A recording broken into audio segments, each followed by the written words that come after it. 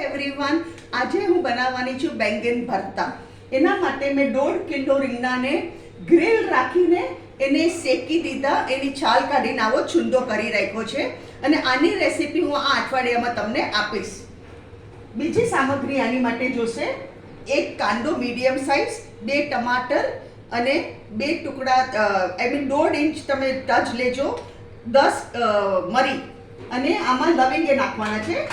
લવિંગ આપણે નાખી દઈએ, 2-3 લવિંગ.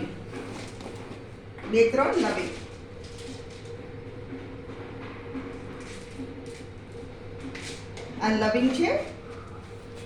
બીજી સામગ્રી જોશે: મેં 1 ટેબલસ્પૂન ભરીને લસણની ચટણી એમાં પાણી નાખીને ગોળી રાખ્યું છે. 2 ચમચા તેલ, મીઠું સ્વાદ અનુસાર, લાલ મરચું અને હળદર. આમાં ધાણા જીરું બિલકુલ નહીં આવે. હવે આપણે બનાવવાનું ચાલુ કરીએ.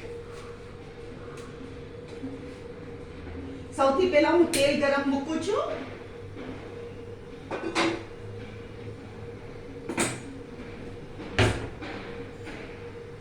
એમાં હવે હું નાખું છું આ લસણની પેસ્ટ.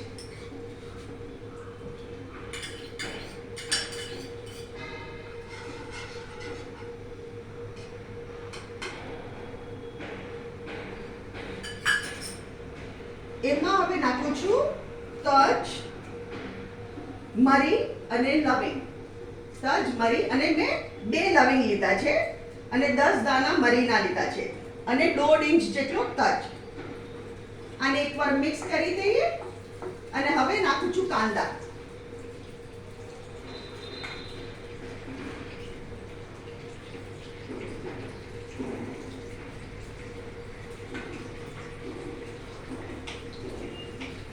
આ એકદમ ટેસ્ટી લાગે.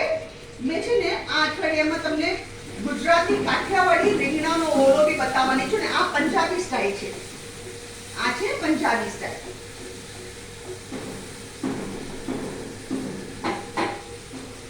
આ કાંદા થોડા ગુલાબી થાય, થોડા ચડી જાય ને એટલે એમાં ટમાટર નાખી દઈશ. કલર તો નહીં બદલાય કારણ કે લસણની ચટણી નાખી છે એટલે કલર તો નહીં ખબર પડે, પણ ચડી જાય ને થોડા સોફ્ટ થઈ જાય એટલે હું આમાં ટમાટર નાખી દઈશ. હવે હું આમાં ટમાટર નાખી દઉં.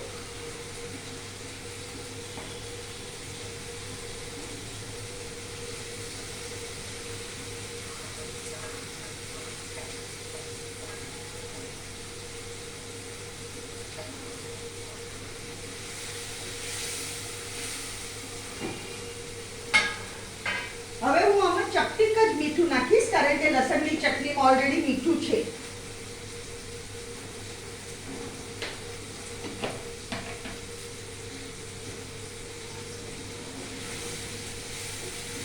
ટમાટર સોફ્ટ થાય એટલે એમાં રીંગણા નાખી દઈશ શેકેલા.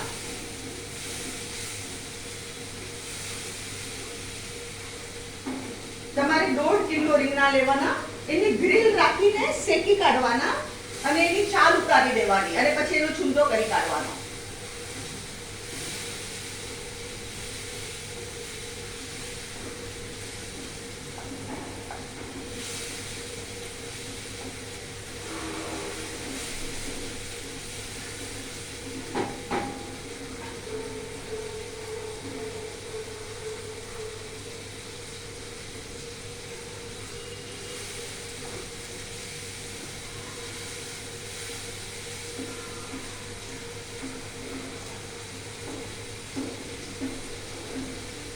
હવે આમાં હું નાખીશ, ગેસ ધીરો કરી રાખું છું પહેલા, લાલ મરચું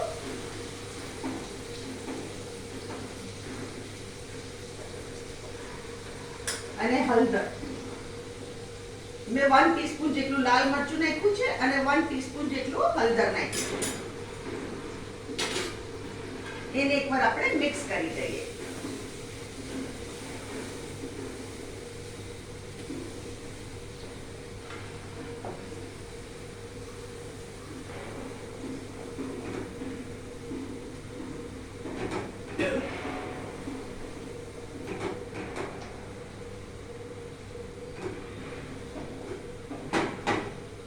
હવે આમાં હું થોડું પાણી નાખું છું.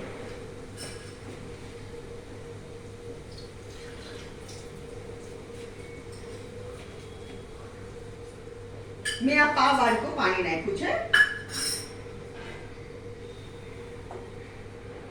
આપણું આ પેસ્ટ એકદમ પલ્પી થઈ ગયું છે અને હવે હું એમાં બેંગન નાખી દઉં છું.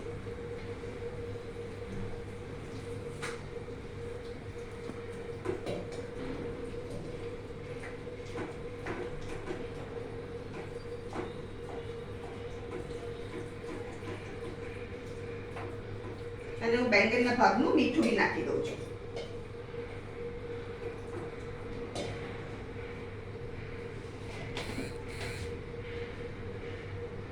તમે સ્વાદ અનુસાર મીઠું રાખજો.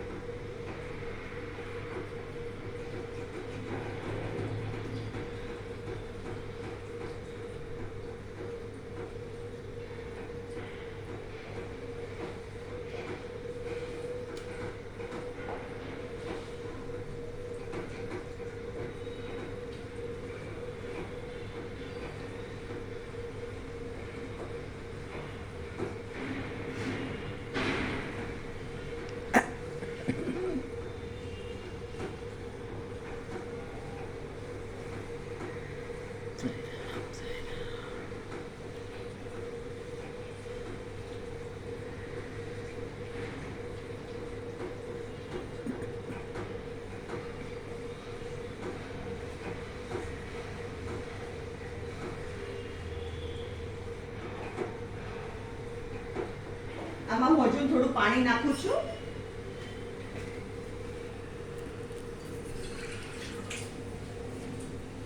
બીજું પા કપ જેટલું પા વાટકી પાણી નાખી દીધું મેં.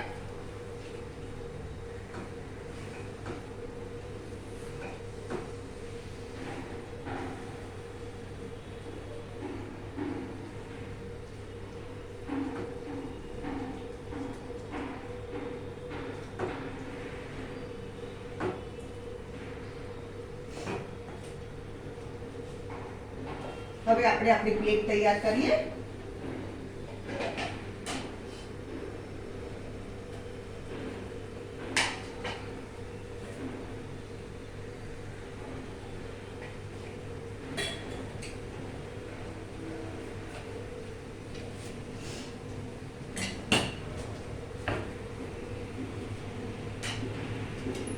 હવે હું ગેસ બંધ કરી દઉં છું.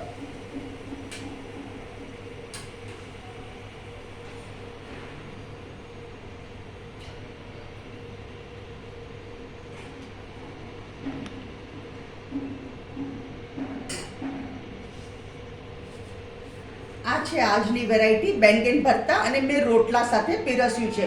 તમે રોટલા, રોટલી, ખીચડી બધા સાથે આ મેચ થાય. ભાખરી સાથે બી આ મેચ થશે. અગર તમને આજની મારી રેસીપી પસંદ આવી હોય તો મારી વિડીયોને લાઈક કરો, શેર કરો, કમેન્ટમાં જરૂર લખો તમે બનાવો અને કમેન્ટમાં જરૂર લખો તમને કેવી લાગી. મારી ચેનલને જરૂર સબસ્ક્રાઈબ કરો.